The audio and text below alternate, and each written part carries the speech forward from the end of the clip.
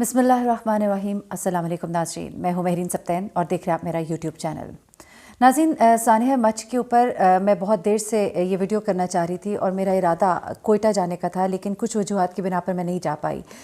लेकिन आने वाले दिनों में मैं मजलिस वहदतुल मुस्लिमीन और दीगर जो रहनुमा जो सारी कैंपेन को लेकर चल रहे हैं, मैं उनसे इंटरव्यू भी करूँगी और कोशिश करूँगी कि वो इंटरव्यूज़ में आप तक पहुँचाऊँ। इस वक्त की जो सबसे बड़ी ख़बर है वो ये है कि सानिया मच के जो शोहदा हैं उनको दफना दिया गया है।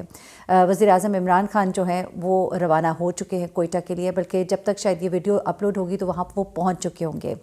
लेकिन इस तमाम दौरान में जो कुछ हुआ, इस दौरान में जो कुछ हुआ बड़ा ही तकलीफ़देह था। 6 दिन लवाहिकीन जो हैं अपने शोहदा की लाशें लेकर -6 -9 के टेम्परेचर पर बैठे रहे, फरियाद करते रहे इमरान खान साहब से। और इमरान खान साहब से पहले अपोजिशन वाले जब वहाँ पर पहुँचे तो कहा गया कि अपोजिशन तो हमेशा पहले पहुँच जाती है, जब इमरान खान अपोजिशन में थे तो तब वो पहले पहुँच जाते थे। लेकिन हमें ये नहीं देखना कि किसने पहले क्या किया।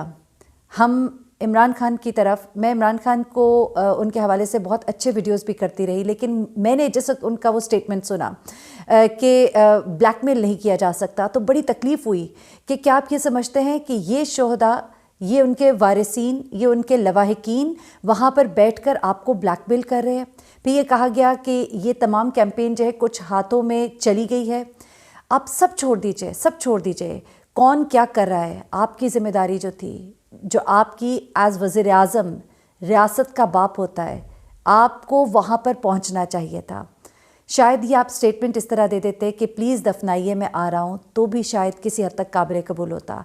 लेकिन अल्फाज का चुनाव बहुत इंपॉर्टेंट होता है, बड़ी तकलीफ़ होती है। मुझे बहुत तकलीफ़ हुई, तो सोचिए कि वो जो शोहदा थे, उनके जो लवाहिकीन हैं, उनको कितनी तकलीफ़ हुई होगी। कुछ तो एहसास कीजिए, बहुत ही तकलीफ़ हुई। और मैं समझती हूँ कि वो तमाम यूट्यूबर्स, वो तमाम एंकर्स जो इमरान खान साहब के हक़ में बोलते हैं, उन सब ने इस बात की शदीद मज़म्मत की और मैं भी इसकी शदीद मज़म्मत करती हूँ।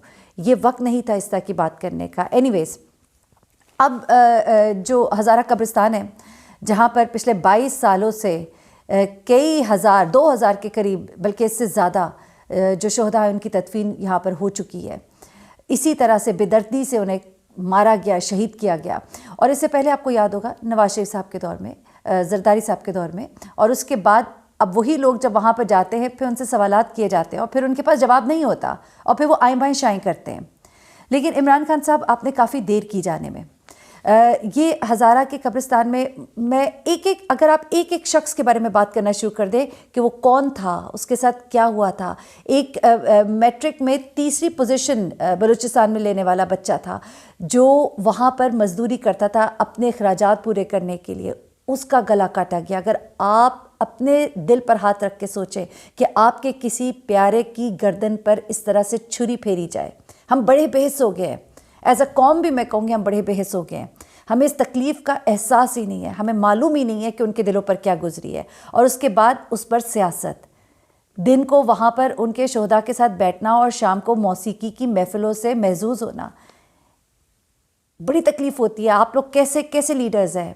मैं तमाम अपोजिशन की भी बात कर रही हूँ इस वक्त। एनीवेज़, और फिर बड़ी तनकीद की गई कि इमरान खान साहब अर्तुगरुल गाजी की टीम से मिल रहे हैं, आप इनसे मिल रहे हैं, आप यूट्यूबर्स से मिल रहे हैं, लेकिन आपके पास वक्त नहीं है कि आप शोहदा को जाकर गले लगाएं, आप शोहदा के लवाहिकीन को जाकर गले लगाएं। आपके पास वक्त नहीं था।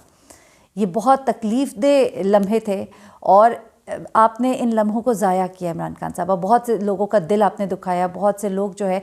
लेकिन ठीक है, चले, अब आप गए, देर आए दुरुस्त आए, अब मैं यही कहूँगी।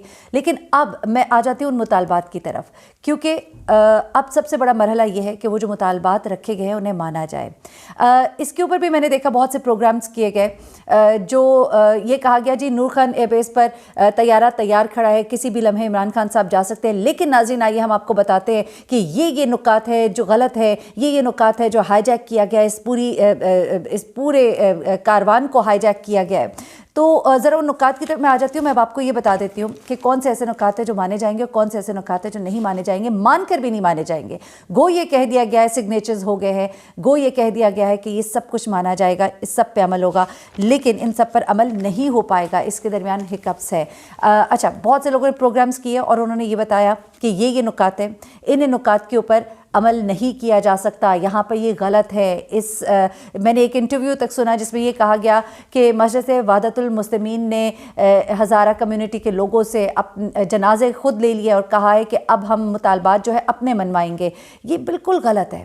میں آپ کو بتا رہی ہوں کیونکہ اس وقت ان کے ہاتھ میں کارڈ تھا, وہ کھیل سکتے تھے, وہ پورے ملک میں اس وقت افراتفری ناکی کر سکتے تھے. لیکن میں نے دیکھا ہے کہ مجلس وحدت المسلمین اور یہ جو دیگر ہزارہ کمیونٹی کی خاص طور پہ میں بات کہوں گی, انہوں نے پہلے بھی جب بھی احتجاج کیا بڑا ہی پرامن احتجاج کیا.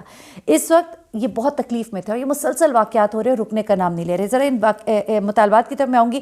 میں پوری ڈیٹیلز نہیں بتاؤں گی, بہت لوگوں سے سن چکے ہیں. جن میں سے جن لوگوں کو کہا گیا کہ برطرف کیا جائے وہ کام بھی کر لیا گیا, شامل تفتیش کیا جائے یہ کام بھی کر لیا گیا, دہشت گردوں کو سزا قرار واقعی سزا دلوائی جائے اس کے لیے بھی کہا گیا ہے, کمیشن بنا دیا گیا ہے. شہداء کے جو کمیٹی ہے وہاں سے بھی لوگ بیٹھیں گے, حکومت کی طرف سے بھی لوگ بیٹھیں گے, یہ سب کچھ ہوگا.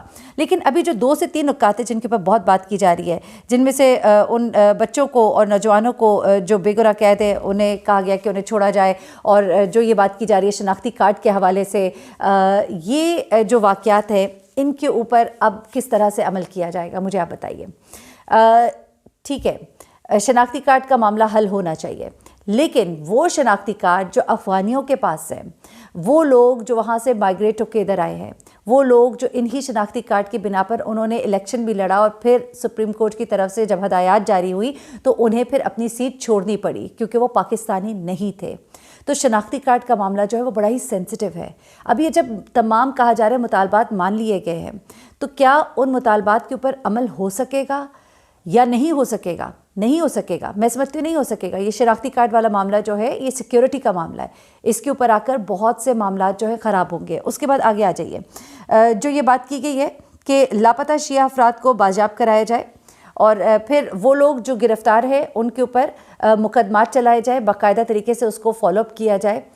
یہ تمام معاملات بڑے مشکل ہیں, یہ معاملات اتنی آسانی سے حل نہیں ہوں گے. یہ کہہ دینا کہ معاملات کو سنبھال لیا گیا ہے, تمام جو ان کی طرف سے مطالبات رکھے گئے تھے مان لیے گئے ہیں, یہ ڈھکوسلا ہے. ابھی اس کے اوپر بڑا کام ہونا باقی ہے. جب تک آپ واقعی ان عناصر کو نہیں پکڑیں گے. اچھا, یہ کہا گیا داعش نے کیا, داعش نے مان لیا, ہم نے کیا, اس کے بعد انڈیا سے یہ سارے پلانٹڈ ہے. عمران خان صاحب نے کہا فرقہ وارانہ دہشت گردی کو فروغ دینے کے لیے یہ سب کچھ کیا جا رہا ہے, یہ سب مان لیتے ہیں. ان پر ہاتھ کون ڈالے گا؟ یہ سب سے زیادہ ٹارگٹ جو ان پر کیا گیا ہے کہاں سے کیا گیا ہے؟ افغانستان سے, طالبان کی طرف سے کیا گیا ہے, یہ بھی کہا گیا. اور بھی بہت سی باتیں آئیں. کیا ان تمام باتوں پہ عمران خان صاحب سٹینڈ لے سکیں گے؟ اور یہ جو کمیٹیاں بنائی گئی ہیں یہ کیا واقعی وہ کچھ کریں گی جو اب 22 سالوں سے ہوتا آ رہا ہے, جس کے اوپر ابھی تک کچھ نہیں ہوا, اس کے اوپر ہو پائے گا؟ میں آپ کو بہت اندر کی خبر دے رہی ہوں کہ ان میں سے ہاں لواحقین کو پیمنٹ کر دی جائے گی. ہاں, یہ بتایا جائے گا کہ یہ لوگ جو اس میں جن کے نام لیے گئے, جن میں آئی جی ایف سی ہیں, یہ ایف سی ونگ کمانڈر ہے, ڈی پی او ہے, ڈپٹی کمشنرز ہیں, ان سب کے خلاف باقاعدہ ایک تحقیقات کی جائیں گی, کمیشن بنا دیا جائے گا, بنا دیا گیا ہے, یہ سب کچھ ہوگا.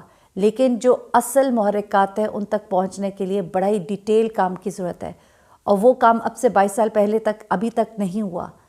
اب جب وہ آپ کریں گے تو بہت سے ہکپس ہیں, بہت سی فنڈنگز ہیں. ہمارے یہاں پہ بہت سے پلانٹڈ لوگ ہیں, میں بڑے رسک لے کر یہ بات کر رہی ہوں. یہاں پہ بہت سے پلانٹڈ لوگ ہیں, بہت سے ممالک سے فنڈنگز ہوتی ہیں, مختلف فرقوں کو مختلف فنڈنگز ہوتی ہیں, فنڈنگز کے نتیجے میں بڑا کچھ ہوتا ہے. یہاں پہ بڑے مولانا اور مولوی حضرات کھڑے ہو جائیں گے, بڑے بڑے لوگوں کے سٹیکس ہیں. آپ کو بہت اندر جڑوں تک جانا ہوگا. اور اگر میں یہ بڑی بات کر رہی ہوں, اگر آج آپ نے یہ کام روک دیا وہاں پر ہزارہ میں, یقین مانیے پورے ملک میں یہ جو فرقہ واریت کی لہر ہے یہ ختم ہو جائے گی. بڑا کام کرنا پڑے گا عمران خان صاحب آپ کو, اور میں دعا کرتی ہوں اللہ کرے آپ اس میں کامیاب ہوں. اور ہزارہ کے جو لواحقین ہیں شہداء کے, میں بہت شرمندہ ہوں ایز اے پاکستانی کہ ہم آج تک ان کو تحفظ نہیں دے سکے. اور یہ ریاست کی ذمہ داری ہے عمران خان صاحب، یہ اگر ریاست مدینہ ہے اور اگر یہ نیا پاکستان ہے تو اب آپ اس میں یہ کر کے دکھائیے۔ مجھے بحرین سبطین کو اجازت دیجیے گا، اپنی دعاؤں میں مجھے بھی یاد رکھیے گا، اپنا بہت خیال رکھیے گا۔ اللہ حافظ۔